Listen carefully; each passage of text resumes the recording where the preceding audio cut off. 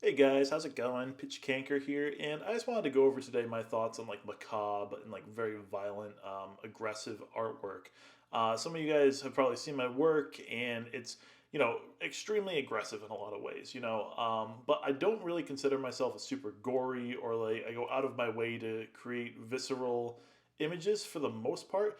There are a lot of elements of that in my work, but I do think there is a tasteful way to kind of go about it. And that's just me. If you want to go crazy with it, that is totally up to you. But today I just want to discuss, like, how much is enough, right? Like, at what point does it become gratuitous? At what point does it help or hinder the art? And just like my thoughts and opinions on the subject. Um, Now, I think it's important to recognize that it is like just like macabre things in general are just such a great tool to help your work stand out among other art. It's also going to alienate a lot of viewers. Some people just don't like to look at images that scare them, and a lot of those macabre things and those like extremely violent things. Some people may have trauma related to it. Other people might just not want to think about it. It's one of those things where it varies from person to person. And that's a good thing. I think that you're not going to capture everybody with a kind of really visceral piece of artwork, but the people you're going to capture are the people who are looking for it generally. And myself, I am one of those people. I'm always fascinated, even if I don't love a piece of artwork that may include something very macabre or very like frightening. I do think it's like just it captures your attention immediately. It's something that one of my favorite teachers always told me.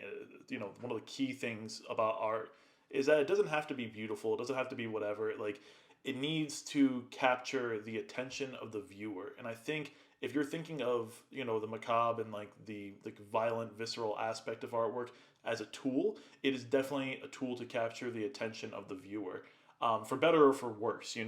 And I think about it all the time. Like when I was a kid, I had a small shrunken head from the Goosebump series. It was like a toy, and I hated it. It scared me so much, and I put it into the bottom of my toy box. And even then, the thought of it being there was very unnerving to me. And that's a macabre image. It's a little shrunken head, basically. And so I've thought of that in my work, like moving forward. I always thought, well, wouldn't it be great to do a piece so scary that even when the viewer isn't looking at it, they're reminded of its almost dread presence. And even after I got rid of that little shrunken head, I still think about it, and I think about it, kind of just as like a totem of kind of like a visceral feeling. It's probably something primal if we really go back to it, just like a fear of the dead and the things like that. And this kind of goes into my next point, which is the way that social media treats art like this and art that includes these type of themes. Occult and horror work generally can be taken down a little more frequently online, and this goes for other types and other genres too. Like just any type of not safe for work stuff is usually more heavily scrutinized by the algorithm, and even if it isn't banned straight up, shadow banning is a thing.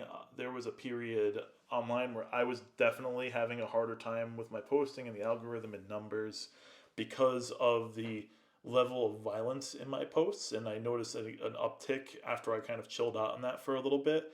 So if you think about social media generally and how it's probably affecting these types of works, I would say that there has been probably a decrease in a lot of the more intense stuff you would see, just because one, people don't want to look at it, two, the algorithm doesn't want to see it, three, if it's not profitable in some way, shape, or form, then people aren't going to be doing it for the most part. So I think there's a lot of different contributing factors to the state of macabre art in 2023 into 2024.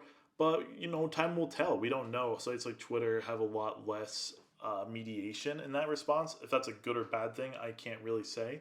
I can definitely get away with posting a lot more there, but the quality of interactions there not always amazing. But ultimately, it's one of those things where you have to do it for yourself. If you're trying to incorporate in your work, do it for you. I think it's something to keep in mind that you may have trouble and you may struggle moving forward if you're trying to post like really violent work online. I had a lot of trouble with that for years, and then I've seen other artists who have had like to make multiple accounts, and they're really incredibly skilled artists, and they just post so much not safe for work content, whether it be violent or otherwise, that they just have to keep creating new pages, and that's not for everybody. You know, it's really hard to build up a following, and if you're really skilled, that does make a difference. But it is interesting to observe the landscape, you know, of the macabre in 2023, and I'm looking forward to hopefully seeing more kind of like aggressive, violent artists. I do think there has been kind of a surge of it lately, and I think it's always been there. I just wonder how it's going to be seen in public perception over the course of the next few years. Regardless, I'm really excited for it, and I think that it's really cool that people are including more. That people are probably watching this video trying to understand it more.